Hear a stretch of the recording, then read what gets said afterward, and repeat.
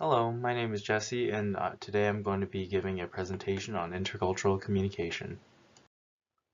So, intercultural communication is what happens when two or more people from different cultures communicate. And while this is a seemingly simple subject, it can get complicated very quickly.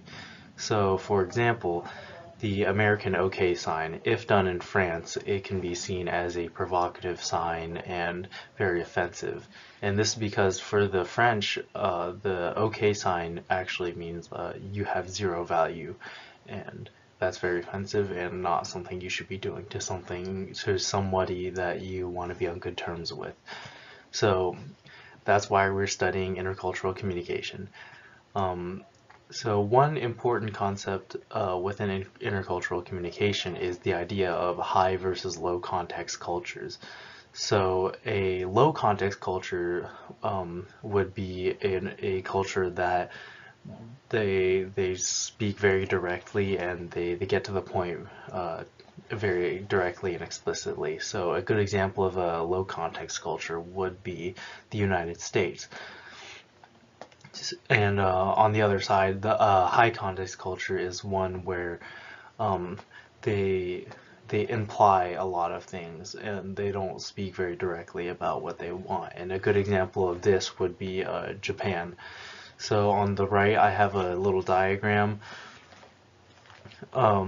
showing the difference between the way a low context and a high context culture communicates. So on the left would be a good example of a low context culture, just straight to the point, directly from A to B. Just say what you want to say.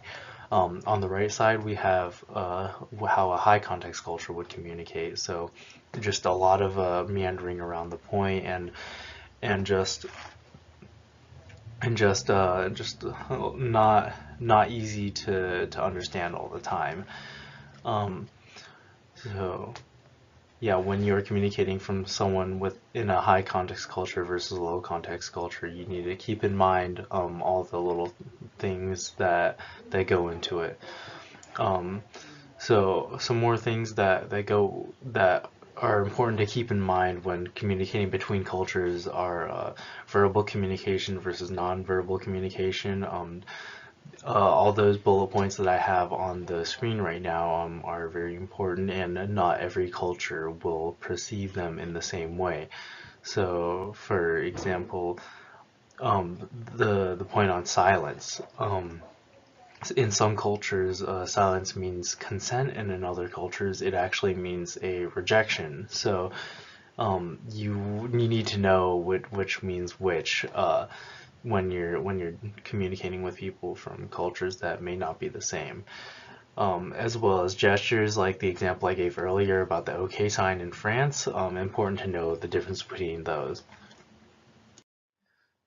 So now that we know what intercultural communication is, how can we use it to improve ourselves?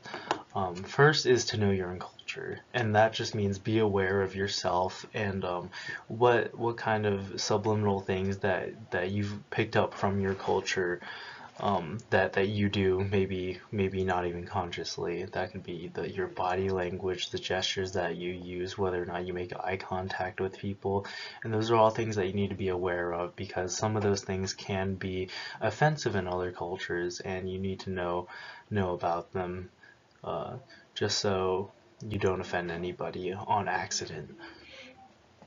Second is to just be respectful of differences. So this means that every culture is different and has different aspects to it, and just because someone else does something differently than you doesn't mean they're any better or worse. Third is research. So if you know you're having a meeting with a Chinese businessman, for example, just do research of what the culture is like in China, just so you don't make any mistakes that would cost you a deal or anything like that. And fourth and finally is just to keep it simple. So the more complications that you have while you're communicating, the more likely it is that you're going to offend somebody or just do something that's a little bit off-putting. And and this means just avoid using slang, just use very proper terms and just try your best to be respectful. So all in all, as long as you follow these steps, you should be on your way to communicating between cultures very successfully.